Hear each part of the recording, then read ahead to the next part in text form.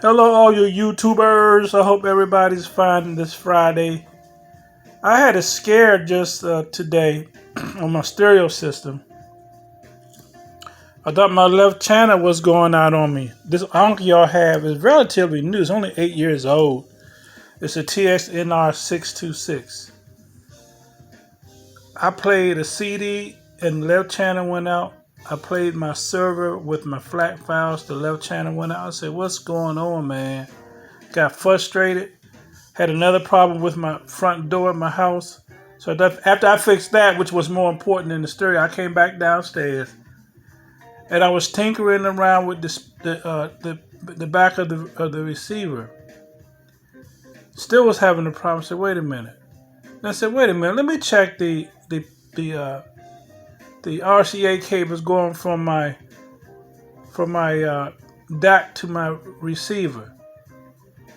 And the problem was, I'm glad I found it, was the fact that the patch cord for the left channel was not pushed all the way in on the receiver. So I'm good to go now. My wife gave me the okay, the green light to buy some equipment, but I fixed it.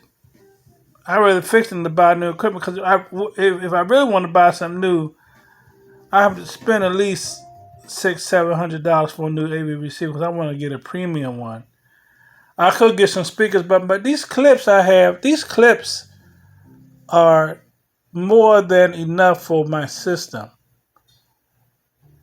Although they're bookshelves, they are excellent bookshelves. I have a subwoofer that I use with it, a Sony 100-watt front-firing subwoofer. It works perfectly in movies and music. Like I said before, ladies and gentlemen, is how you tweak your system. Not what the name is on the equipment that you have. Of course, we ain't talking, buy stuff like the close and play phonograph, laugh out loud, ha ha ha. But you don't have to buy high end equipment to get great sound. It's like the other guys like Andrew Robinson and Steve Guttenberg and others, the Audioholics do, diminishing returns, man. Now, what are you buying when you start to get into the thousands and thousands and thousands of dollars of equipment?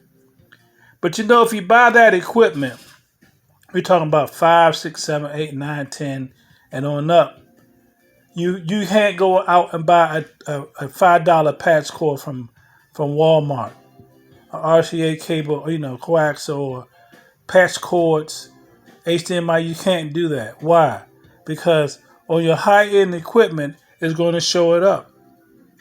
You have to buy the high-end stuff with the high-end equipment. It's just like buying a Mercedes-Benz, a Ferrari, any of the expensive exotic cars. You just can't put cheap. You can't put you can't go to the corner tire shop and put their used tires on the car. It's not going to work. You got to either go to the dealer and buy the expensive stuff, or go to like Goodyear, Michelin to buy that stuff. What do you have for this Ferrari? They're not gonna show you no regular radio tire. They're gonna show you this. Well, these cost $300 a piece. Again, people got money to do that, man, but that's their prerogative. Just like with stereo equipment, if you want to go out and buy, Macintosh, or you want to go out and buy a Trinoff, or you want to go out and buy ATI, that's your prerogative.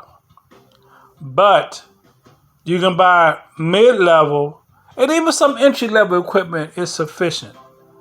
You can buy what you want, and it's up to you. But I know I can tweak my system, my mid-level to entry-level stuff, and make it sound really good. To me now, it could be different for another person. They could come over my house and, man, that stuff don't sound good. That's their ear. But it sounds good to me because I know what I did to make it to get to that point. So again, like I said in my previous videos, do you really have to buy the high-end stuff? No, you don't have to. Whatever you buy, let's say even if you buy the entry-level Marantz receiver, that's going to be sufficient. Now that AV8805, that thing that's a pre-pro.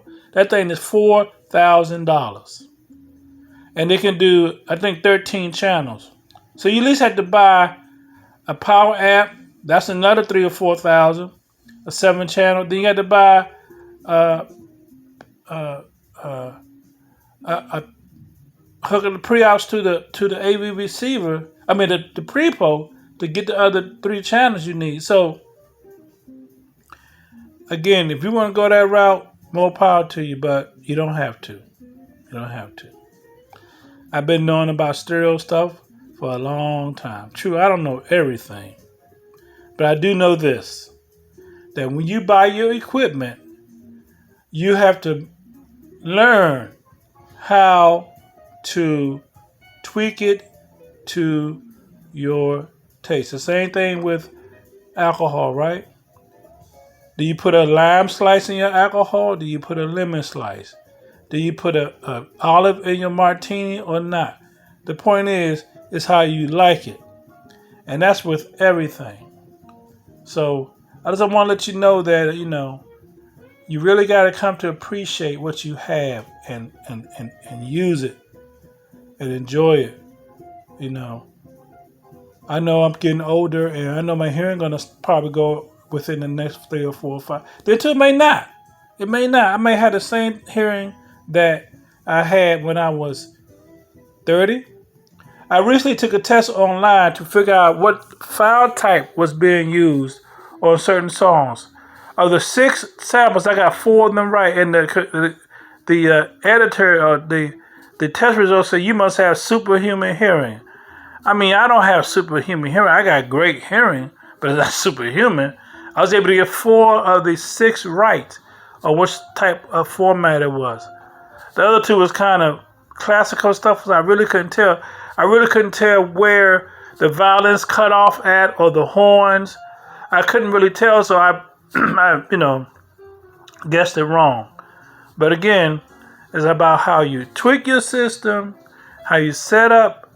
Just don't, like I said before, just don't bring it home and pull out the box and hook it up and play it. No, you gotta sample. You gotta test it. Just listen to this right real quick.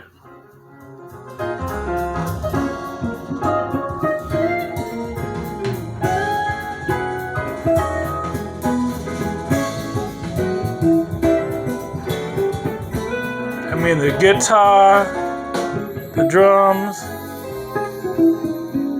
the strings are all on tune, man. That's what you gotta do. So I'm gonna sign out now. Y'all stay safe from COVID. Watch yourself. I live in the crazy place in this country. Can't tell you where. I'm not gonna tell you where I live, but it's crazy. The streets are crazy. So just be careful, y'all. I'll talk to y'all later. Bye.